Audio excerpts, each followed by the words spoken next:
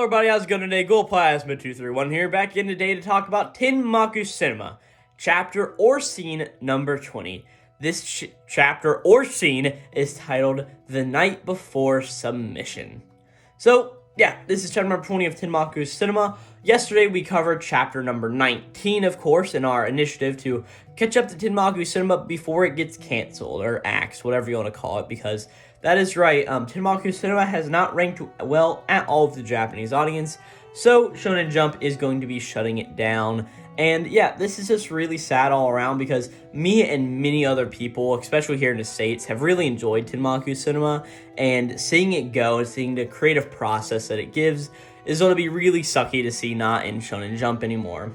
But while all of that's going on, I do have a few sort of snippets of information about Tenmaku Cinema that I just want to give out while we still can. So it's going to be October when the second volume releases, so early October.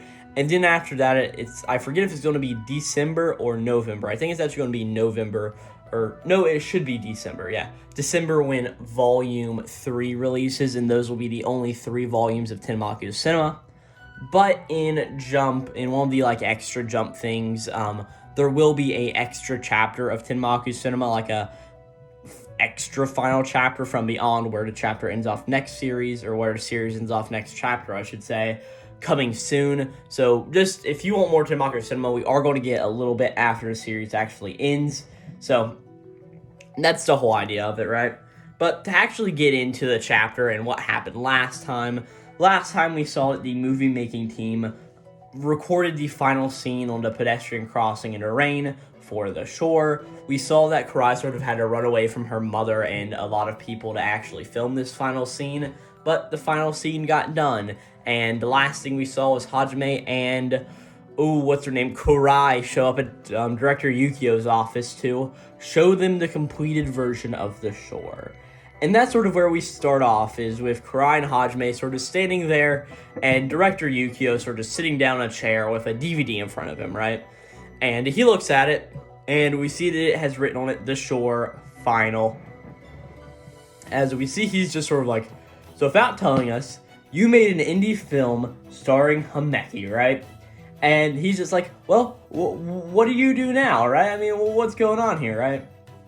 And Hajime's just well, we haven't gotten a title page or credits finished yet, but the movie itself is done, right? And Credit's hey, we wanted to show it to you first because you helped us so much, right? And at this point, Hajime's just hey, we want to submit this movie to the Ocarina Student Film Contest, right? The whole idea why The Shore had that expedited date was to be a part of the film festival, right? Which sort of makes me wonder a little bit, because we know that Cry signed him up for that. I think it was chapter 5 or something.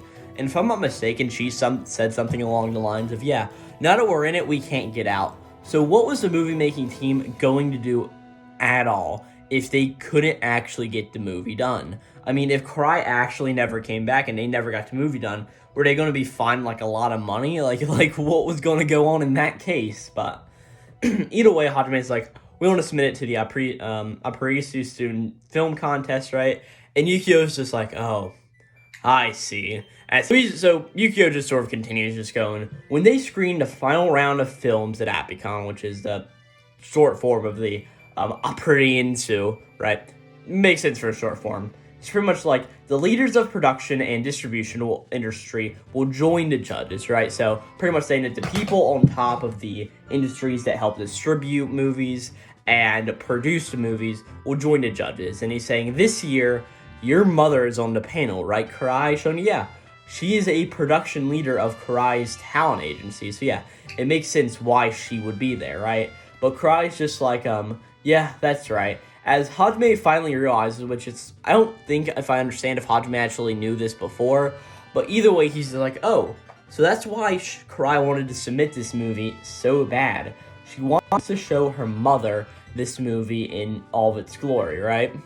And pretty much Yukio's all right, I'll take a look at it, right? And he pulls the DVD out of its case, because of course it's just one of those CD cases, but with just a DVD in it, right? And he's just will this thing even play? I mean, it looks so archaic, right? And Hajime's just sort of standing here he really has a point, right? But as everything just keeps going on, he's just what's wrong, right? And Hajame's is like, well, I just expected you to get really mad, right? As Yukio sort of just gets up in his personal space, it's like, oh, I'm mad, of course. You think you can do whatever you want with Himeki, right? And Hajame's is like, no, I'm sorry, I was just the one who asked her to do it, right? And Yukio's just like, if this movie isn't good, I'm just going to throw a fit, alright? You better be ready. And as all of this is going on, we sort of see that Hajame's just thinking of, like, Yukio sitting there and, like, completely just, like, opening up a table, like, just flipping it over and just, like, getting really pissed off. So we see that Yukio comes over to grab us, like, a little flat screen TV and an HDMI cord and everything to watch the film. But we see that Minori is just crying, just like, Himeki has made a movie with her friends, how wonderful. And she's like, I'm so happy for you, it's so cool, right? But Yukio's like, alright, move out of the way, I want to see how this movie is, right? So they put the final script, or the final version of the shore in, and they put the movie in, and we see that, Minori and Yukio have 2 front row seats, and that Karai and Hajime are sort of sitting in the background, and it's the whole idea of I'm home. As we didn't see the screen just fades to black because, like Hajime said, he doesn't have the credits done yet. I mean, who else to credit? Like, are you going to say actors or the few actors, the production staff, who was like 2 people, and they're going to say, thank you for Dr. Yukio, or thank you to Shonen Jump for axing our movie. Like, thank you very much. We're very grateful, right? Or, oh, I just realized the movie Tenmaku is going to be cited in the movie, and it's going to be, who is Tenmaku? I just realized that, but that's got to be like the final little bit of like next chapters is like, oh, who is Tenmaku, right? But all right, get back into it, right? Yukio's just like, he looks over to Hajime and is like, and you wrote the script as well, right? And Hajime's just like, I like, do I really want to say the truth to this dude? Because it looks like he may be about to beat the living shit out of me, right? But Kurai's just like, yeah, that's right, he wrote the role of Nagisa for me, right? And Yukio's just like, I see, alright. Well, here's my feedback. The cinematography has amateur written all over it. Here, the camera work totally doesn't fit with the move. Here, too, the sound is distractingly unstable. And, long filming is pointless. Also, as Hajime is like, okay, wait, please, before you give me any more critiques, let me take out my notepad to start writing stuff down, right? But Yukio's just like, what? It's too late to reshoot it. But Hajime's like, yeah, right, but I can learn for next time, right? And we see that he's sort of just writing a bunch of stuff down. But, and Hajime's like, so basically everything in the script is just totally bad, right? But Yukio's like, hey, I didn't say that. And Hajime sort of just looks up and is like, okay, right? But Yukio just continues, I have to assume you just got super lucky when you wrote the script. He's like, it's clumsy in a lot of places, but it feels like you were saved by the script in a lot of scenes. And he's just like, you've brought aspects of Himeki that I even haven't been able to pull out of her. And he's just like, it's good. I can tell that you really love movies. And we see that Hajime is sort of still happy about this. And what I sort of like about this is it still shows that Hajime is an amateur through and through, that he can't really make a good movie, right? And he was only really able to make it because of Tenmaku's script. And that's really the entire idea of it, is this is Tenmaku Cinema. It's based on Tenmaku, this really good scriptwriter who mysteriously died, and that's really all there is to it. And because he came to Hajime was able to direct this movie, and while it's not the best thing out there, it's sort of like what Hajime was saying, or what Tenmaku was saying a few chapters ago. If the lead and the director were different, maybe the movie would have been better, but it wouldn't have been the movie that we really wanted it to be, which is just, whenever you put all that together, that is a really nice sentiment, I think, right? But we eventually see Hajime is just a little happy about this, and as everything continues, it's just like, okay, everybody, thank you so much for your time, as we see that Karai and Hajime are getting ready to leave, and we see that Minori and Yukio are just seeing them off. But as they're walking away, Yukio's just like, alright, so what now? And Hajime's just like, oh, what are you talking about? And Yukio's just like, say you reach the final round at ApeCon, and if you win a prize, this movie will still be a project, but it will also become a product. And he looks to Hajime and he's like, hey, do you want to go pro? And Hajime sort of just, like, looks, he's just like, and we sort of just cut away from there, like, not seeing Hajime's actual answer, even though I'm sure Hajime's answer is probably some form of yes. So that's just interesting to see. Well, we cut to a new day, and we see a lot of people just standing around as we see Hajime's like, all right, guys, here I go. As we see Bito, Octo, and Chino, who are just like, all right, yeah, we'll be watching the live stream, and they're just like, all right, you show them, Hajime, you show them what's up and everything, right? As they're all walking away, we can tell that Hajime is going to the Apricon Festival, as all the guys are just staying home because watching the live broadcast, right? And we get the first scenes of Tenmaku this chapter, as Tenmaku's just like, all right, this is finally it, right? And Hajime's like, well, I can't believe you still haven't seen it, Tenmaku, not during editing or even the final product, right? Because, yeah, we didn't see Tenmaku at all when they were showing the movie to Yukio and Minori, right? But Tenmaku's like, hey, I'd rather see it for the first time on the big screen. And he's like, after all, I wrote the script, so I figured it would even make it to the final round, even if you botched it, Hajime, right? And Hajime's like, oh, is that so? Like, in right to, oh, damn it, Tenmaku. But he's like, either way, I'm very glad to, because now I can finally let lots of people see the shore, right?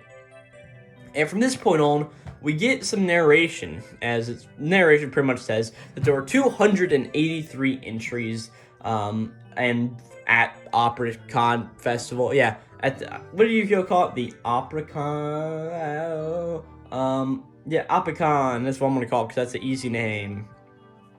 But there were 283 entries at Apricon, and, I mean, that's a lot of student movies, and I'm sure, like, the way it said, like, this is from all over Japan, like, this isn't, like, a small-time deal, so, yeah, that makes sense. I mean, 283 entries for all over Japan, that seems pretty fitting itself, right?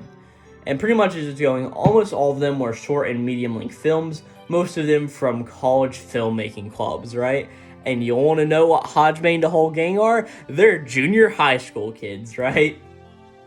And it's pretty much just saying that 16 made it to the third round, and in today's final screening, we will be vying for the grand prize. So yeah, the shore beat out, like, if we do math, we can quickly figure out a number. That is 267. They beat out 267 other films to get into the third round, which is really crazy when you think about it, right? And there's pretty much just some narration just going, will the director and lead of each film please report to the front desk, right? As we see Kurai and Hajime moving there, as we see some, like, bystanders out in the crowd just like, oh, whoa, is that Himeki Kuraki? Like, what's going on? And he's like, oh, wow, it's her for Will. And they're just like, no way, is she in one of the films? That'd be crazy, right? And it's just like, oh, look, her name is actually on the program too. Like, what's going on? This is such a big deal, right? And as everything just keeps continuing, we go to the judges' waiting room, where they're all just like, oh, what a surprise, did you actually know, right? And we see that Kurai and his mother is standing here. She's like, well, I'm embarrassed to say, but excuse me for causing this massive disturbance, and please don't let a big-time actor like Kurai influence your ideas on any of these films, right? And we see a bunch of these other directors are here, and just like, of course not, right? Or the industry leaders, as they called it. And they're just like, we won't let our judgment be skewed by Himeki Kuraki's participation, right? Pretty much just saying that if it made it to the third round, the film must be stronger, and her acting alone would make it, right? And Kurai's mother is like, yes, in any case, I'll just have to see for myself, right? As we get the continued narration of, not narration, but like the announcer sort of just talking, just going like, ladies and gentlemen, thank you all. We will now begin screening the entries. Entry number 1, produced by the movie club at university, right? And as everything just keeps continuing, we end up seeing that Kurai and Hajime sort of sat next to some of these, like, kids who are, like, having a crush on Kurai in a way, just because of, like, man, she's a famous movie actor, right? But it's sort of just going on, and we see that a bunch of films have been getting screened all day and watched, and it's finally happening. His cries are like, oh, hey, Shinichi, it's finally coming up, and Hajime's just like, yeah, it is, right? And we see that Minoru and Yukio are also sitting there, just like, oh, it's finally happening. Their movie is up, and we see the entirety of the movie-making crowd with Bito, Shido, and Akatsu also all sitting here like, all right, the shore is up next, and we pretty much cut around to everybody, and we even see one of the final shots is Kurai's mother, who is looking on, just like, all right, what's this movie going to be?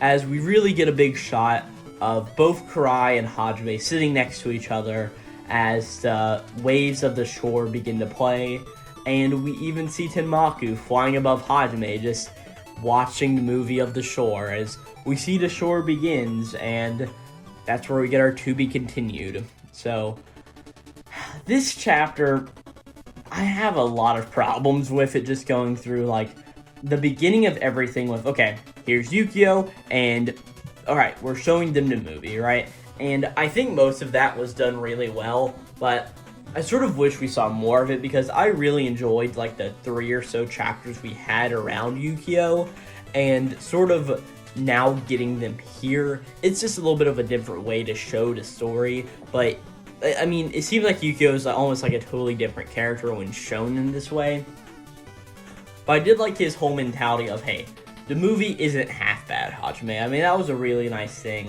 and then the whole thing of, do you want to go pro? It's like 50 plot lines are added in here when we know they're not going to have chance to get resolved all next chapter. Granted, we're going to be having that extra chapter, which, I don't know, it'll probably be 30 or so pages. It'll probably be enough to finish off a volume 3 of the series, because if we think about it logically, 7 chapters will go to 16, and then 16 will normally go to 25, but we're going to have 21, so I'd say probably maybe a 50-page chapter, maybe just to wrap up the whole thing here in a few months. That would be very well and easy to show, finish out a 3rd volume and call it a day, right? That's all we're looking to do, is actually make a decently thick volume for people to buy, even though not many people are going to be buying it, which sorta sucks. The whole movie-making team, again, is like, alright, watch the live stream, and just like all the camaraderie everybody has, and eventually just getting to the whole idea of, alright, everybody's finally going to see the shore, what Hajime, Kurai, and the whole movie-making team have spent so long trying to make, and we're going to actually see the shore next time, which is sort of like the big idea of the series. So, with that, I really don't have too much more to say. If you really enjoyed my look on Tenmaku Cinema here, you can go check out many of my other videos on the channel about it. If you didn't like the video, maybe you want to leave a comment down below why. And if you want to see even more, check out the channel, like and subscribe, doing all that good stuff. And yeah, I don't have too much else to say. This was Tenmaku Cinema chapter number 20, and I'll be back tomorrow on the release date of chapter number 21 to talk about the final chapter of Tenmaku Cinema. This will be Glowplasma231, out.